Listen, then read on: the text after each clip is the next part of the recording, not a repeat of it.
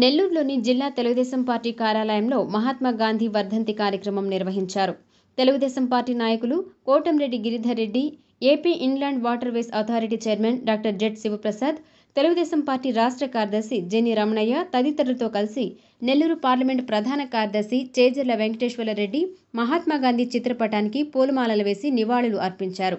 ఈ సందర్భంగా వారు మాట్లాడుతూ మహాత్మా గాంధీ అహింసా మార్గంలో శాంతియుతంగా దేనినైనా సాధించవచ్చని ప్రపంచానికి చాటి చెప్పారని తెలిపారు. గ్రామాలు అభివృద్ధి చెందినప్పుడే దేశం అభివృద్ధి చెందుతుందని భావించి గ్రామ స్వరాజ్యం కోసం గాంధీ గారు కలలుగన్నారని తెలియజేశారు. ప్రపంచానికి ఒక మార్గదర్శనం చేసిన వ్యక్తి, అహింస ద్వారా ఎటువంటి కార్యాలైనా సాధించవచ్చు అని చెప్పి ప్రపంచానికి చాటిన వ్యక్తి మహాత్మా గాంధీ గారు.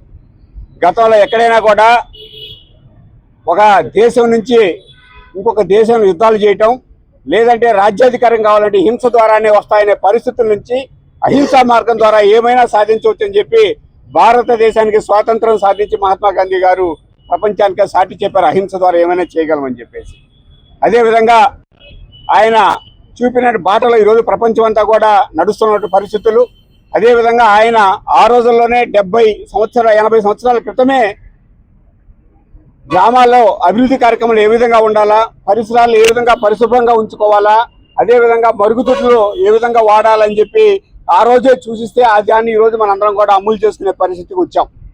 అదేవిధంగా గ్రామీణ ప్రాంతాల అభివృద్ధి చెందినప్పుడే దేశం నిజమైన అభివృద్ధి సాధిస్తుందని చెప్పి ఆయన చెప్పినటువంటి బాటలోనే ఈరోజు కేంద్ర రాష్ట్ర ప్రభుత్వాలు కూడా పయనిస్తున్నాయి. పెద్ద ఎత్తున గ్రామీణ ప్రాంతాల అభివృద్ధి కార్యక్రమాలకు శ్రీకారం చుడుతున్నారు.